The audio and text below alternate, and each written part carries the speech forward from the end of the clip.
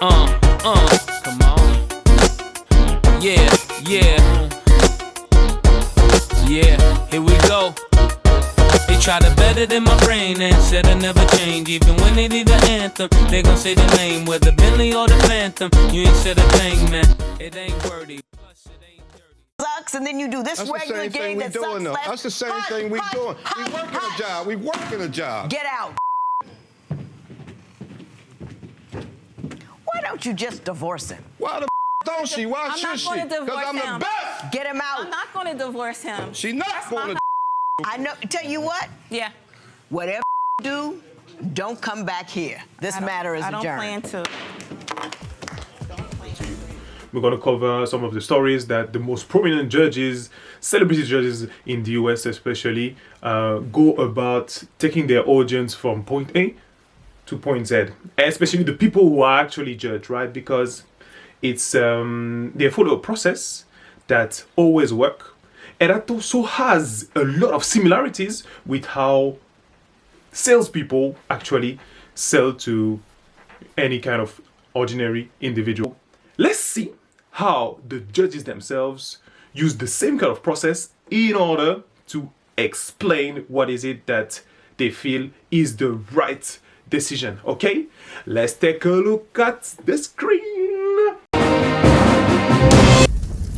This relationship, you two want to get married, but you have concerns, so you've come before me on or before the vows. You filled out my compatibility test, gave me your marriage license with permission to tear it up should I find your union ill-advised. Ms. Shippey, I'm going to start with you. Why don't you tell me? Honor, the whole relationship was built on a lie. Lie, yeah.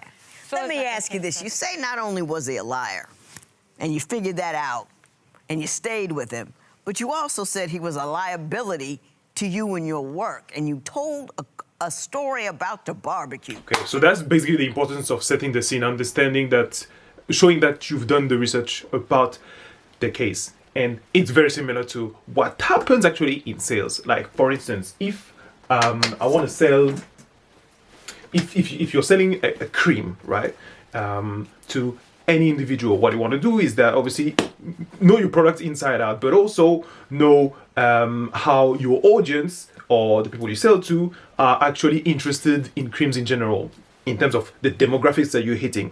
You want to understand what is it that their habits are, what kind of creams they're using. You want to have obviously that secondary data, data that's widely available, but that actually is very relevant to the product you're selling. So first, research is key.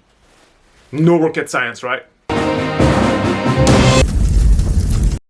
Mr. Ward, you purchased a car from the defendant. Yes. And what drew your attention to this car that Miss Kidd was advertising?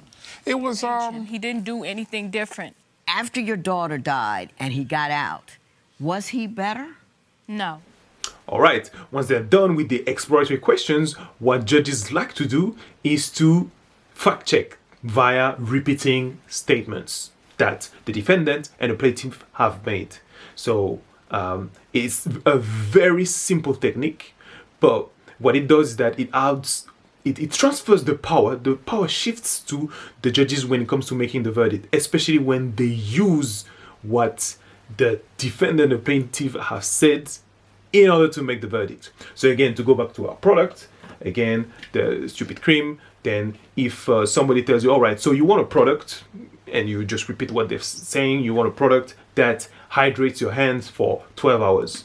You want a product that smells good, right? You want a product that is easily portable, like that you can put anywhere in your pockets so that you can carry it everywhere you are or in your bag, right? For instance, once it comes to the closing, when you're about to actually sell a product, if you repeat those statements, right, and if they apply to the product that you sell, then it's really hard for the person who was sold to backtrack because they've said the statements themselves. Okay, all right, enough of me talking. Let's check out how they do it in their courts. But you just said you want to own what you did wrong, and you just told me that you're out at the club with your boys all the time. I mean, I'm not partying though. He owns it, so I'm there for like some nights he needs me to be security, some nights he needs me to do other stuff, What are y'all securing? We secure a bag. We secure a lot of stuff. No, but yeah. She settled for you. It seems like she's very unhappy in her marriage, Your Honor. That's Well, not true, I Your would, Honor. if someone's calling me a fat bitch, I might be unhappy too. I understand that, but that did not start with Because me what you're first. doing is you're preying on her existing insecurity. Hey, and eventually what you have is the final verdict, right? Which may be welcomed or not. But again, the very same thing happens in sales. If everything goes well, then the buyer goes for the product. Because you want to love by being a provider. But she's saying that love, the love that she wants to receive it. It's quality time for her. And that's what the two of you have to understand here. I wish both of you well. Good luck. If it doesn't, then so be it. I know. Tell you what. Yeah. Whatever you do, don't come back here. This matter is I don't adjourned. plan to.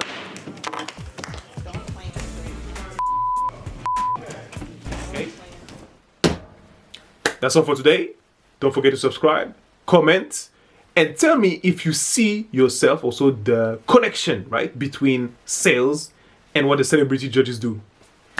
See ya. H-word.